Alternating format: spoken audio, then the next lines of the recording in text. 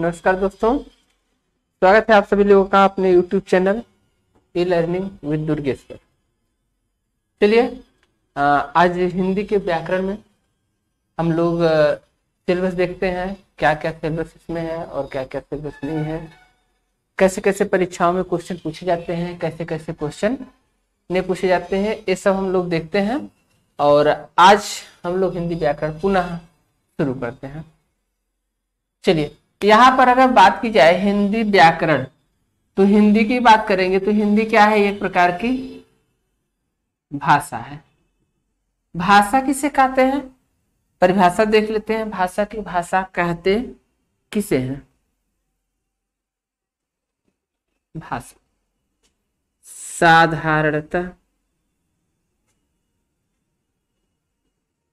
साधारणतः हम जो कुछ भी बोलते हैं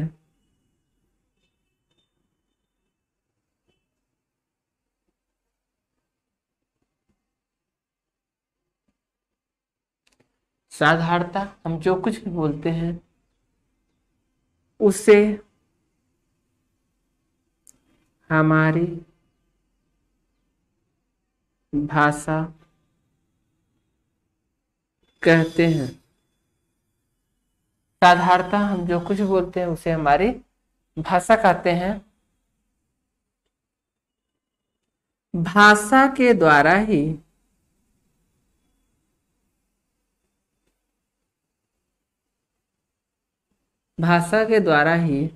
हम अपनी बातों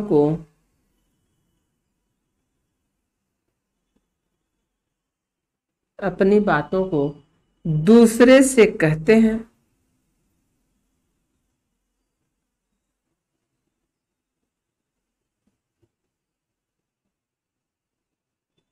तथा दूसरे की बातों को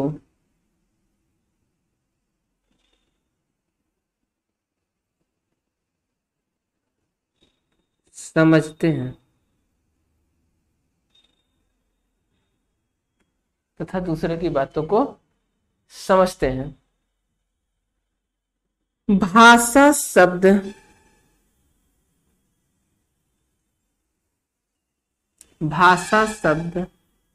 संस्कृत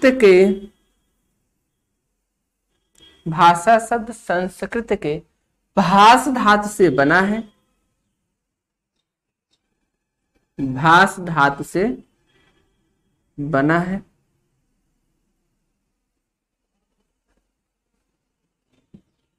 भाषा शब्द संस्कृत के भाष धातु से बना है, जिसका अर्थ होता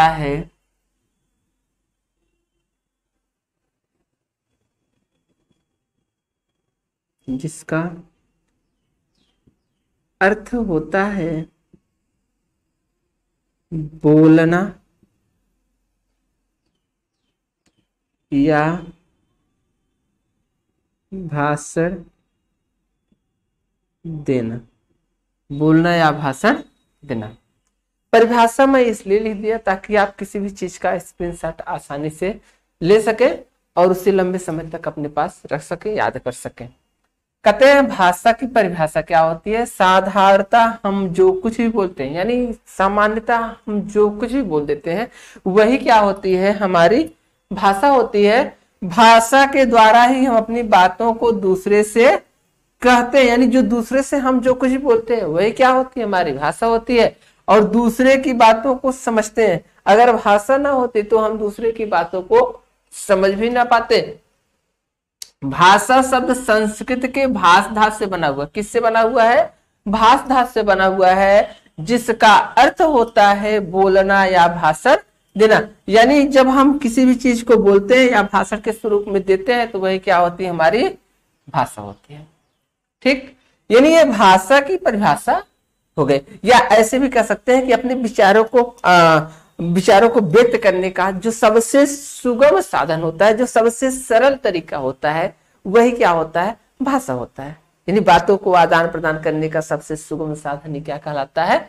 भाषा कहलाता है। अब भाषा के कितने स्वरूप होते हैं? तो भाषा के 3 स्वरूप होते हैं। पहला क्या होता है? सांकेतिक भाषा, दूसरा मौखिक भाषा, और तीसरी लिखित भाषा। अब देखिए तीनों में क्या अंतर होता है और तीनों कैसे क्रमिक रूप से आते हैं। देखिए सांकेतिक भाषा का मतलब होता है जो भाषा संकेत के माध्यम से कही जाए, यानी कभी भी हम क्या करते हैं संकेत को, जैसे मान लीजिए अगर बात करें किसी बच्चे की, या जब कोई बच्चा जन्म लेता है तो क्या वह तुरंत बोलना शुरू कर देता है? नहीं, वो तुरंत नहीं बोलता है, वो तुरंत बोलना शुरू नहीं करता। क्यों? क्योंकि वह तुरंत बोल नहीं सकता और कुछ जन्म के कुछ समय बाद भी वह बोल नहीं पाता है, लेकिन वह संकेतों को समझता है। यानी आप हाथ पैर सही हिलाते हैं तो वह बच्चा क्या करता है? हंसता है। अब डीजे बजा कर रख दीजिए, नहीं हंसेगा। ठीक, अब वही बच्चा जब थोड़ा और बड़ा होगा तो क्या करेगा? मौखिक स्वरूप को सीखेगा, माँ बाप के द्वारा, माता जी के द्वारा, पिताजी के द्वारा वो क्या करेगा? बोलना सीखेगा। तो वो क्या हो जाती है आपकी मौखिक भाषा। अब जब वही बच्चा विद्यालय में जाएगा तब मानक वर्तनी को सीखेगा, लिखित भाषा को सीखेगा, वर्णों को लिखना सीखेगा। यानी इनका क्रमिक विकास होता है। किसी भी चीज का विकास जो होता है वो क्रमिक रूप से होता है, उसी प्रकार भाषा का विकास भी क्या होता है? क्रमिक रूप से होता है। पहले सांकेतिक भाषा, फिर मौखिक भाषा, फिर लिखित भाषा। ठीक, ये हो गए भाषा। ठीक, अब बात करते हैं, देखिए यहाँ तीन शब्द हमको मिले हुए हैं। सबसे पहले हम इसके देखिए तीन शब्द जो हमको मिले हुए हैं इसके बारे में पहले हम अच्छे से जान लेंगे। अभी हम सिलेबस स्टार्ट नहीं किए, अभी हम शब्द देख रहे हैं। यहाँ पर हमको शब्द क्या मिला? ठीक, ये जो भाषा था, भाषा के बारे में मैंने देख लिया। अब हम देखेंगे हिंदी क्या होती है और व्याकरण क्या होता है ना। हिंदी, जैसे इस व्याकरण को हम हिंदी व्याकरण क्यों बोल दिए? व्याकरण तो सबका होता है, हिंदी व्याकरण, संस्कृत व्याकरण, अंग्रेजी व्याकरण, तो व्याकरण तो सबका होता है। लेकिन यहाँ पर एक ऐसा व्याकरण आता है जिसे हम क्या कहते हैं? हिंदी व्याकरण देते हैं।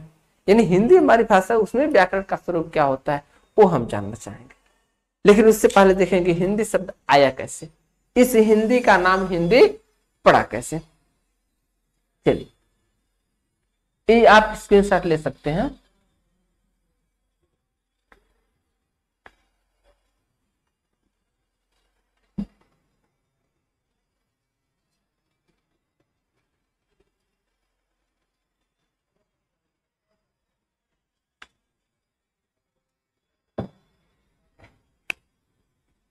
अब बात करते हैं हिंदी का।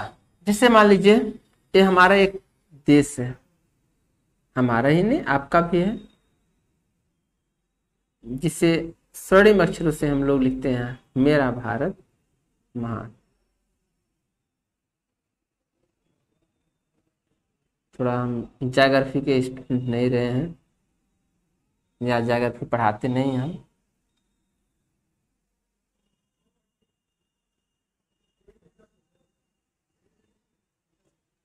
ये भारत है, देखने में भारत ऐसा लग रहा है, समझ लीजिए भारत है। ठीक, अब यहां से एक नदी निकलती है जिसका नाम आप सभी लोग जानते हैं। इस नदी का नाम है सिंधु नदी। सिंधु नदी। अब देखिए सिंधु नदी, सबसे पहले भारत में ईरानी आते हैं और ईरानी किससे आते हैं? इसी रास्ते से आते हैं।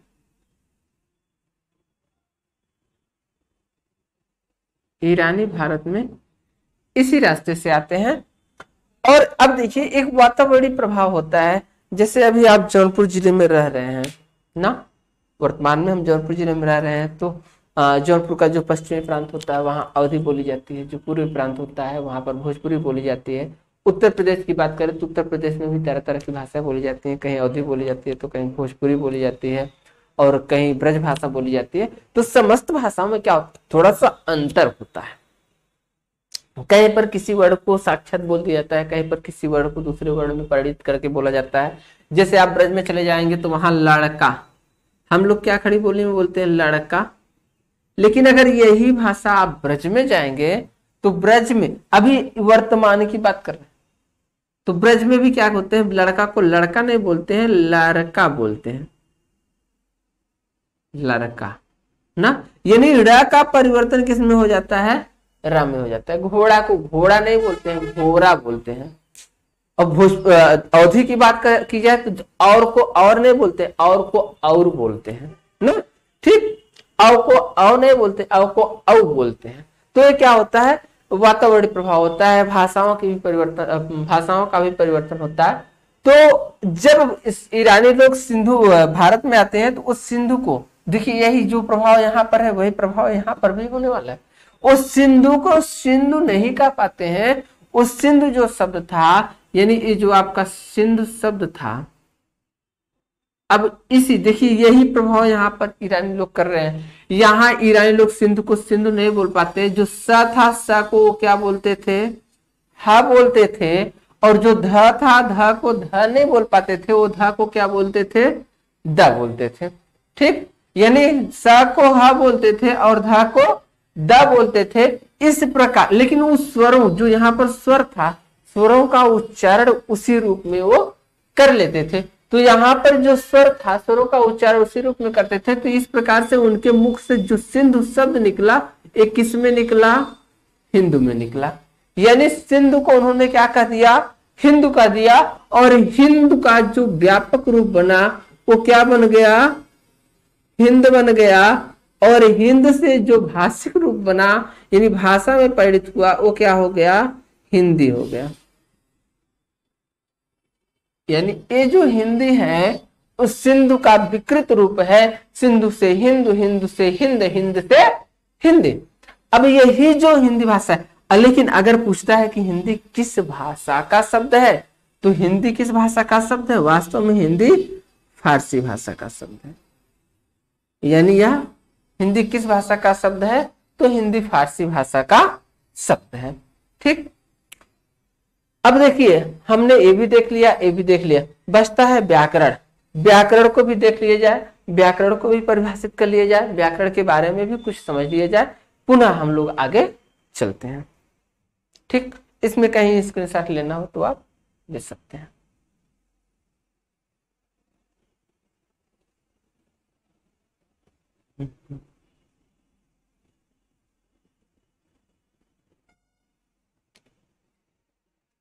चलिए आगे चलते हैं, बात करते हैं व्याकरण की। व्याकरण, विधन आकरण, व्याकरण। व्याकरण कहते कैसे हैं, यानी किसी भाषा को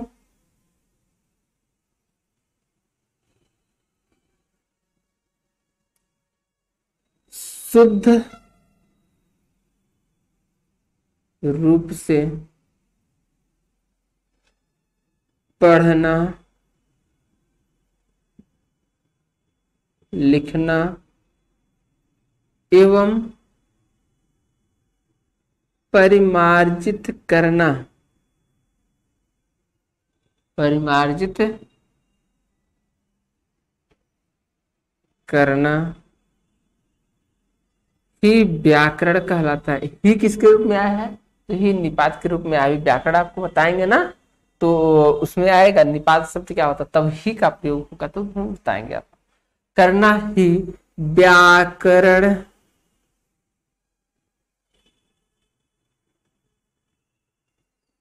कहलाता है, ठीक। किसी भाषा को शुद्ध रूप में पढ़ना, लिखना एवं परिमार्जित करना ही क्या कहलाता है, व्याकरण कहलाता है। यानी इसको शुद्ध रूप में पढ़ना, लिखना एवं परिमार्जित करना क्या हो गया, व्याकरण। किसी भी चीज को हम शुद्ध रूप में लिखते हैं, पढ़ते हैं ना। जैसे अगर हम का है तो का हो गया, एक का है आपका, लेकिन जब का वर्ण हम पूर्णतः शुद्ध वर्ण लिखेंगे, शुद्ध व्यंजन का को लिखेंगे, तो ये क्या हो जाएगा, क हो जाएगा। अब इसमें आ प्लस होगा तो ये पूरक का हो जाएगा, यानी अर्ध व्यंजन हो गया, ये पूर्ण व्यंजन हो गया। व्यंजन में जब आ जुड़ेगा तब यह क्या होगा, पूर्ण होगा ना। तो ये सब हमको बताता कौन है, व्याकरण बताता है। जैसे अगर मान लीजिए मैं लिख दिया अरविंद, ठीक। अब अरविंद मैंने लिख दिया, तो अरविंद में कितने वर्ण हैं और वर्णों को कैसे अलग किया जाएगा, ये कौन बताता है, ये व्याकरण बताता है। जैसे अब इसको हम अलग करेंगे तो आ हो गया, प्लस र हो गया, प्लस आ हो गया, प्लस व हो गया, प्लस ई हो गया, प्लस न हो गया, प्लस द हो गया, प्लस आ हो गया ना। अब हो गया अरविंद ना। अब इसमें देखिए वैसे देखने में आपको 1 2 3 4 ही वर्ड दिखाई दे रहा है, एक आधा दिखाई दे रहा है, लेकिन ऐसे कितने वर्ड हो जा रहे हैं, 1 2 3 4 5 6 7 8। ठीक, तो इस जो ये वर्ड दिख रहा है, इन सबको दिखाने का कार्य कर कौन रहा है, इन सबको दिखाने का कार्य कौन कर रहा है, व्याकरण कर रहा है। ठीक, तो इसी को क्या कहते हैं, व्याकरण कहते हैं। अब हम आते हैं व्याकरण में हमको क्या पढ़ना है, सिलेबस देखते हुए हम आते हैं। चलिए, अगर इसको इसके साथ लेना तो आप लोग ले सकते हैं।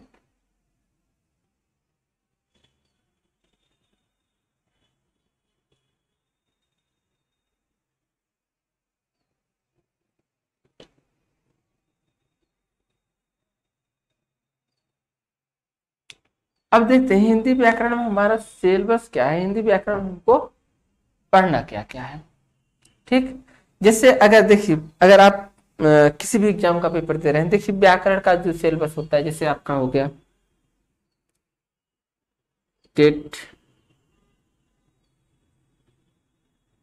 यस टेट, यूपीएसआई, यूपीपी, ठीक, एसएससी, एसएससी, जीडी ना, ये सब हो गया। लेखपाल हो गया ना, इसका ग्राम सेवक या इत्यादि चीजें होती हैं जो आपके वनडे एग्जाम होते हैं ना। इसमें जो हिंदी का व्याकरण पूछा जाता है, व्याकरण, वो लगभग क्या होता है, समान होता है। इसमें हिंदी का व्याकरण क्या होता है, लगभग समान होता है, सिलेबस एक जैसा होता है। अगर आप किसी भी वनडे एग्जाम की तैयारी कर रहे हैं ना, तो एक ही परीक्षा की तैयारी कर रहे हैं, तो आप क्या कर सकते हैं, इस पूरे वीडियो को आप देख सकते हैं, यहां से आपका हिंदी का संपूर्ण सिलेबस कवर हो जाएगा। ठीक, चलिए अब सिलेबस में हमको पढ़ना क्या क्या है वो हम देखते हैं। ठीक, जैसे हमको पढ़ना है हिंदी व्याकरण में, सबसे पहले आपको पढ़ना है वर्णमाला।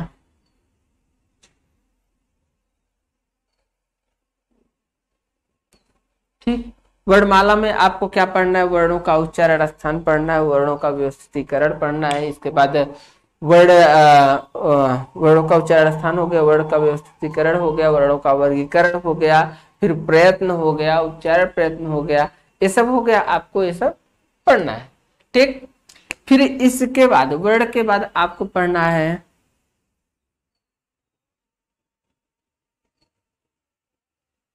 संधि। अब संधि में आपको पढ़ना है संधि कितने प्रकार की होती है, संधि में वर्णों का जुड़ाव कैसा होता है, संधि में वर्ण अलग कैसे होते हैं, संधि का विच्छेद कैसे होता है, इसके बाद संधि में कितने प्रकार होते हैं, उन प्रकारों का कितना प्रकार होता है, उनकी परिभाषा कैसे चलती है, इत्यादि चीजें आपको किसमें पढ़ना है, संधि में पढ़ना है। संधि के बाद आप पढ़ सकते हैं, तीसरा है संधि के बाद आप पढ़ सकते हैं शब्द। ठीक, संधि के बाद आप शब्द पढ़ सकते हैं। यानी शब्द पढ़ने का मतलब हो गया कि शब्द वर्णों के मेल को शब्द भी कहते हैं, वर्णों के समूह को भी शब्द कहते हैं, लेकिन यहाँ पर समूह तो हो गया, लेकिन शब्द के प्रकार कितने होते हैं, अब शब्द के भेद कितने होते हैं, ये सब आपको यहाँ पढ़ना हो। अब शब्द में आएगा क्या क्या, जैसे इसमें आपको पढ़ना होगा रूढ़, यौगिक, योग रूढ़, रूढ़ यौगिक योग रूढ़ पढ़ना होगा। इसी शब्द में भी आपको पढ़ना होगा तत्सम, तद्भव, देशज, विदेशज, तत्सम तद्भव देशज विदेशज आपको इसमें पढ़ना होगा। इसी शब्द में आपको पढ़ना होगा एकार्थी,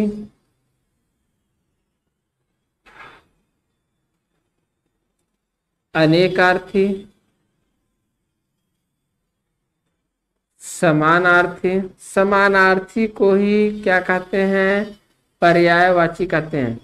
विलोमार्थी, विलोमार्थी को उल्टा कहते हैं, यानी विलोम भी कहते हैं, विलोमार्थी। फिर इसके बाद इसी में आपको पढ़ना होगा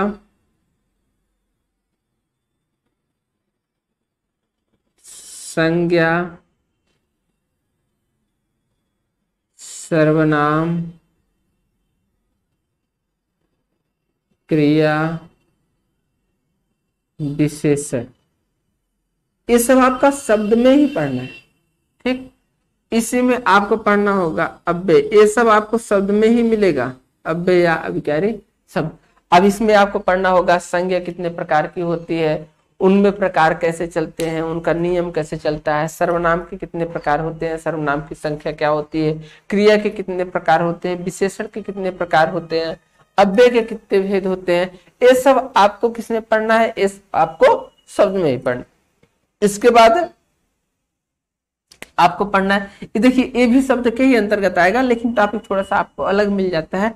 जैसे आता है इसमें कारक व विभक्ति, ठीक। फिर इसमें आपको मिलता है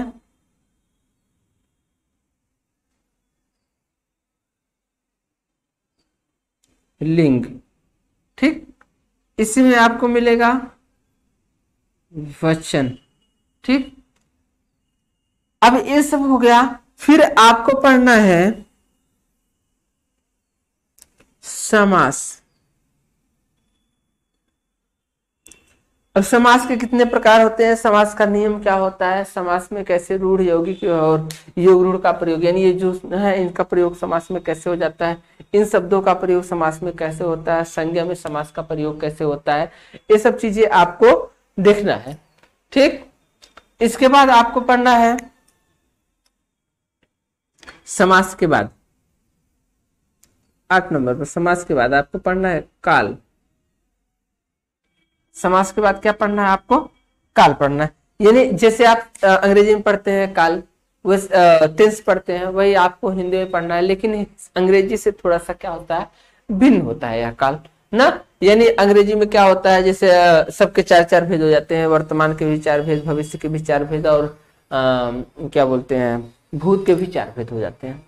लेकिन यहाँ पर क्या होता है, वर्तमान के जो हो जाते हैं 5 भेद हो जाते हैं, भूत के जो होते हैं 6 भेद हो जाते हैं, भविष्य के क्या होते हैं 3 भेद हो जाते हैं, अलग अलग भेद होते हैं। और उन भेदों को हम अलग अलग रूपों में कैसे जानेंगे, ये सब हमको यहाँ पर मिलेगा, ठीक। काल हो गया आपका।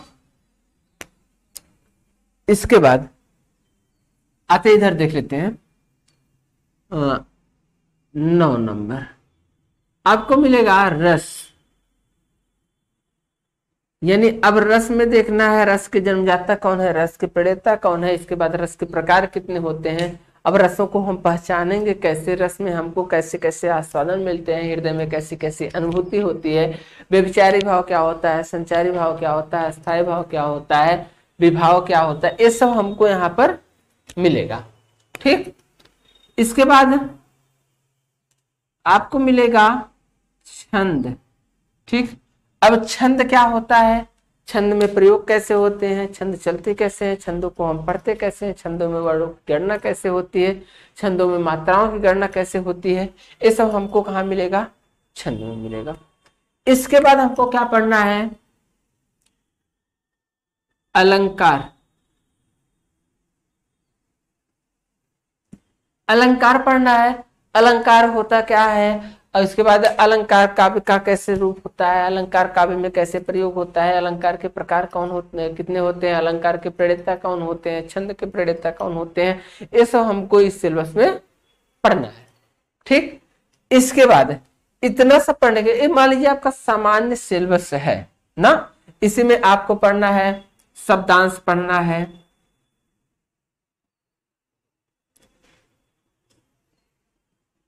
शब्दांश पढ़ना है, फिर इसके बाद आपको वाक्य पढ़ना है, ठीक, वाक्य पढ़ना है, वाक्यांश पढ़ना है, वाक्य के प्रकार पढ़ना है, ठीक, कितने प्रकार होते हैं, कैसे कैसे चलते हैं, ठीक। इसके बाद शब्द का अब्दल अक्षर व्यंजना पढ़ना है, ये सब कैसे चलते हैं। फिर आपको पढ़ना है, देखिए अगर आपका सिलेबस थोड़ा सा लंबा होता है तो उसमें आपसे पत्र लेखन भी पूछ दिए जाते हैं, पत्र लेखन, ठीक। एक पत्र लेखन आपका लास्ट टॉपिक होगा, यानी पूरा सिलेबस खत्म करने के बाद अंत में पत्र लेखन हम पढ़ाएंगे, क्योंकि जैसे टेट हो गया, सीटेट हो गया, सुपर टेट हो गया ना, तो कुछ ऐसे एग्जाम होते हैं जैसे लेखपाल हो गया, कुछ ऐसे एग्जाम होते हैं जहां पत्र लेखन नहीं पूछता है ना, और कुछ एग्जामों में पत्र लेखन ज्यादा पूछता है। तो मैं कोशिश करूंगा पत्र लेखन लास्ट में पढ़ाऊंगा। अब जैसे आपका टॉपिक लिखवा रहा हूँ ऐसे ऐसे मैं पढ़ाता हुआ चलूंगा, ठीक। लेकिन पढ़ाऊंगा तो कंफर्म है, ऐसा मत सोचिएगा कि नहीं पढ़ाया जाएगा, सब पढ़ाया जाएगा। इसके अलावा अब जो आप ये सिलेबस देख रहे हैं, इस सिलेबस के अलावा आपसे और भी चीजें पूछी जाती है। जैसे अगर साहित्य की बात करते हैं,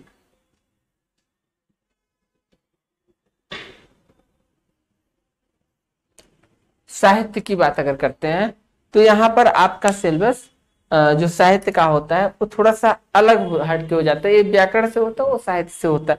साहित्य में, व्याकरण में आपको समझना है, ठीक, केवल आपके दिमाग का प्रयोग करना है। लेकिन जो साहित्य होता है, साहित्य में आपको थोड़े से रटने की भी जरूरत पड़ेगी। हालांकि ये वर्तमान शिक्षा रटने पर जोर नहीं देती है, आपको ट्रिक भी दिया जाएगा, ठीक है, हर चीज का ट्रिक दिया जाएगा। यहाँ जितने भी आपके सिलेबस में सब क्या बोलते हैं टॉपिक दिए गए हैं, सबका ट्रिक मेरे पास है और सबका ट्रिक मैं आपको दूंगा, एक एक करके सबका ट्रिक दूंगा। उसके लिए आप परेशान मत होइएगा, ठीक। अब साहित्य की बात करते हैं। जैसे साहित्य को 4 भागों में बांटा गया, आदिकाल, भक्तिकाल,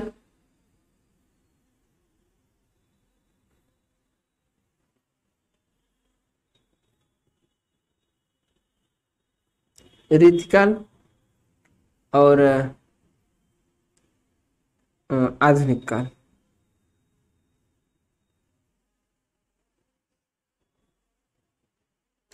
इन 4 कालों को बांटा गया। अब ये जो 4 कालों में आपका विभाजन किया गया है, जैसे जो छोटे एग्जाम होते हैं ना, उनमें कहां से, जैसे आप जब टीजीटी पीजीटी पढ़ेंगे तो यहां से भी क्वेश्चन पूछा जाता है ना। यूपी पीसीएस का और आईएएस का जब देते हैं मीन्स, तो यहाँ भी क्या बोलते हैं आदिकाल से पूछा जाता है। लेकिन आप छोटे एग्जाम जैसे टेट हो गया, सीटेट हो गया, सुपर टेट हो गया ना, ये सब हो गया, यूपीपी हो गया, इत्यादि चीजें होता है, तो वहां आदिकाल से क्वेश्चन कम पूछते हैं। कहाँ से क्वेश्चन ज्यादा पूछते हैं, तो वहां क्वेश्चन भक्तिकाल और आधुनिक काल से ज्यादा पूछते हैं। यानी यहाँ 2 जगह से ज्यादा क्वेश्चन आपसे पूछे जाते हैं। लेकिन याद करिएगा, साहित्य में ज्यादातर आप कवि के बारे में नहीं पूछा जाता है, लेकिन अगर कवि का जीवन परिचय पूछा जाएगा तो वर्तमान कवियों का जीवन परिचय आपसे पूछा जा सकता है, कभी कभी थोड़ा बहुत। लेकिन ये जो 3 कवि होते हैं, इनके जीवन में, जन्म और मृत्यु के बारे में, अधिकतर कवि ऐसे हैं जिनके जन्म और मृत्यु के बारे में क्या है, संदेह बना हुआ है। अलग अलग विद्वान अलग अलग ढंग से उनको क्या करते हैं, जीवन परिचय के बारे में बताते हैं, परिभाषित करते हैं, ठीक। तो इनके बारे में बहुत कम पूछता है। लेकिन अब इससे आप में पूछा क्या जाता है, तो पूछा जाता है कवि एवं रचनाएं। कवि एवं रचनाओं के बारे में यहां से पूछा जाता है। अब कवि एवं रचना के बारे में आपसे पूछा जाएगा। कभी कभी क्या होता है, आपसे पुरस्कार भी पूछ लिए जाते हैं, पुरस्कार के बारे में भी पूछा जाता है। और कभी कभी आपसे पत्र एवं पत्रिकाओं के बारे में भी पूछते हैं।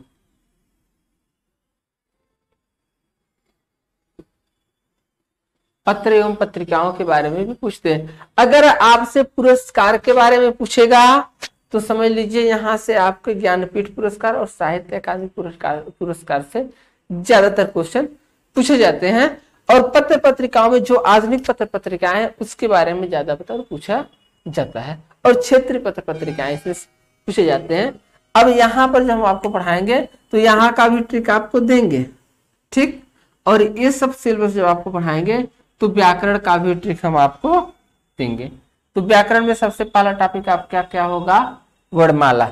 वर्णमाला होगा, वर्णों के व्यवस्थित समूह को क्या कहते हैं, वर्णमाला कहते हैं, ठीक।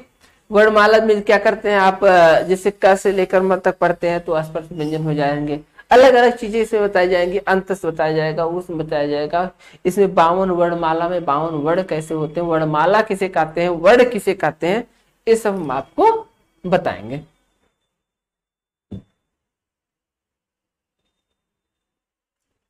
ठीक, चलिए। तो ये जो आपका टॉपिक होगा वर्णमाला, इसे हम अगली वीडियो में देखते हैं।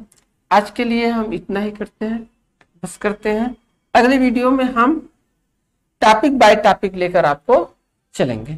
आज के लिए बस करते हैं। सभी को धन्यवाद।